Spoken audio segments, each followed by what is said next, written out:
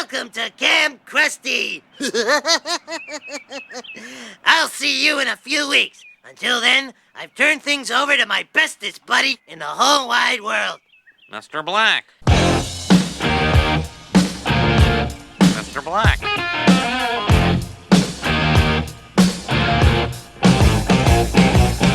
I want you to treat Mr. Black. with the same respect you would give me. Now here's Mr. Black. As you can tell, I'm a pretty big Simpsons fan, and I love the TV show almost since day one. It's no accident that this series is one of the best to ever be on television, and making a motion picture almost puts the finishing touches on what's been one of the greatest runs of a show in TV history. The Simpsons series has had an incredible impact on entertainment and the mockery of society. They even had a dozen 7-Eleven change into Quickie Marts for the opening of this film, complete with squishies and buzz colas, and the list goes on and on. This is an amazing thing for the release of any movie, including The Simpsons. As most of you know, this is the latest cartoon series that has been made into a feature film. Beavis and Butthead and South Park, to name a few, have also attempted this, but with mediocre success.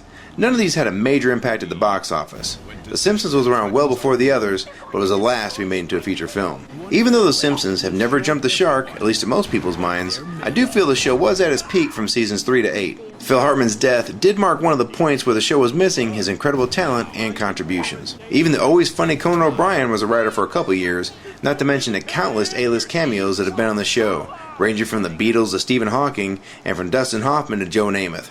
They even had the cast of Cheers in one episode, also one of my favorite TV shows. Sammy, you're too old to go on a date with two twins on the same night you're supposed to marry Diane without Rebecca knowing. Okay, Carl, I'll make you a bet. If this affects my major league comeback, I'll sell the bar. Woody, give me a beer. I think you've had enough, Mr. Peterson. My chiropractor says I can't carry you home anymore. Just give me another beer, you brain-dead hick. I'll kill you.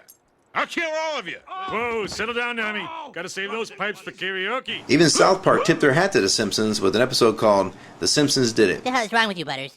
They did that on The Simpsons. Ha! Treehouse of Horror, episode 4FO2, the Genesis tub. Lisa loses a tooth, and the bacteria on it starts to grow and makes a little society, and they build a statue of her thinking she's God. Ha! Ha ha ha! So? Yeah, so? Dude, The Simpsons done everything already. Who cares? Yeah, they've been on the air for like 13 years. Of course they've done everything. With over 400 episodes and counting, it's hard to imagine a concept for a show that hasn't already been done. Some people feel this show is coming close to an end, and that this movie could almost be like a finale. Either way, I will say The Simpsons at their best can't be topped. I've enjoyed a lot of shows, but The Simpsons is in rare air when it comes to TV comedies. Now, can they pull off a feature film? The show on TV runs about 20 to 22 minutes, and this film has a runtime of about 87 minutes. So it was going to be interesting to see if they could pull off a feature film successfully. I'm happy to say they did exactly that. And I think most of the times when you have a show of this nature, you're going to have the diehard fans, then you're going to have the fans, then you have the people who just know about The Simpsons without really watching it. I will say I think this is a movie that any of these groups would enjoy. The Simpsons movie has one of the best beginnings of a film release this year, and it really gets people in the mood to have a good time. Now granted, whenever you go to a movie on opening night, you're going to have a lot of the true fans in the theater, but this was actually a really funny movie. My biggest concern with any TV show that lasts only about 20 minutes is that can they really fill up all that time without having to drag horribly throughout the movie, or just make you sick and tired of all the old jokes that you've already heard before. And that's the real beauty with The Simpsons. They've been around for so long and they have such a variety of characters that it doesn't really feel forced. Normally, I like to talk about casting for a film, but as I've said before, the only way you can lose points with a movie like this is to not have the original voices in the film. And that's not a problem here. Everyone that's in the show is in the movie. Plus Tom Hanks. There were many really funny moments in this movie, and I was impressed with how the audience was so into this film. Now we all know The Simpsons are big, but to sit there with several hundred people and just have a great time was a nice change of pace. And this may have been the most fun I had at a movie since I saw Hot Fuzz in the theater several months ago.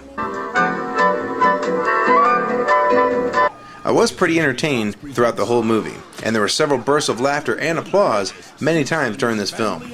The later you wait to see a movie, the crowds do tend to be a little less into it, so if you want to see this movie with a really fun audience, then you probably want to see it in the first weekend or two. I found it can be a slightly different experience if you wait too long to see any movie. This movie does have some sincere moments, especially when Marge makes a tape for Homer, and after all these years of watching them, you really do have some sort of bond with these characters. So if you're about 25 years old and younger, you may not remember a day when The Simpsons weren't on TV. There were a couple of small lulls in this film where the storyline does drag a little bit, but nothing to really detract from this movie. It was just about the perfect length. And there are a couple of things going on during and after the credits. Nothing insanely funny, but if you have the time to sit there until the end, there are a couple things to watch while the credits roll. Also, post your comments below on your favorite Simpsons season, as well as your top 3 episodes in Treehouse of Horror. I personally like Mr. Plow, Camp Krusty, and Homer Bad Man. My favorite Treehouse of Horror has to be number 5.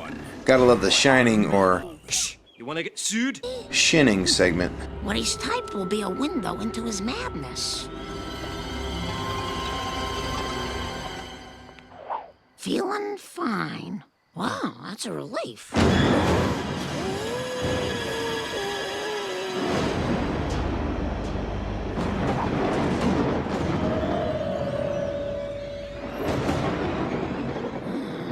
This is less encouraging. What do you think, Marge? All I need is a title.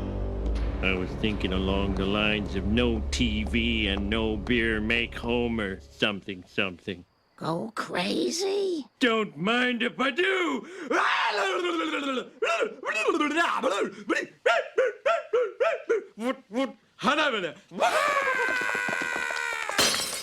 Stay away from me, Homer. Give me the bat, Marge. The bat. Give me the bat. Come on.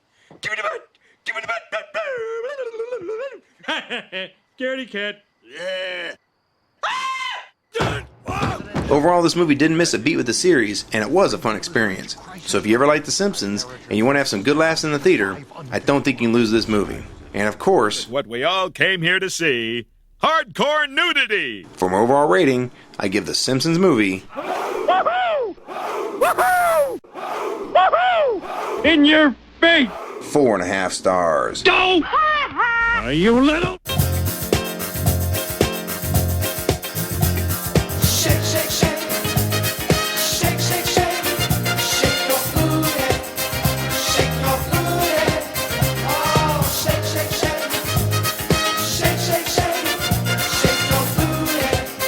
Shake your booty. Oh, you can do it very well. You're the best in the world. I can tell. Oh, shake, shake, shake. Shake, shake, shake. Shake your booty. Shake your booty. Some people call me a space cowboy. Yeah. Some call me the gangster of love. Some people call me Maurice. Woo! Woo!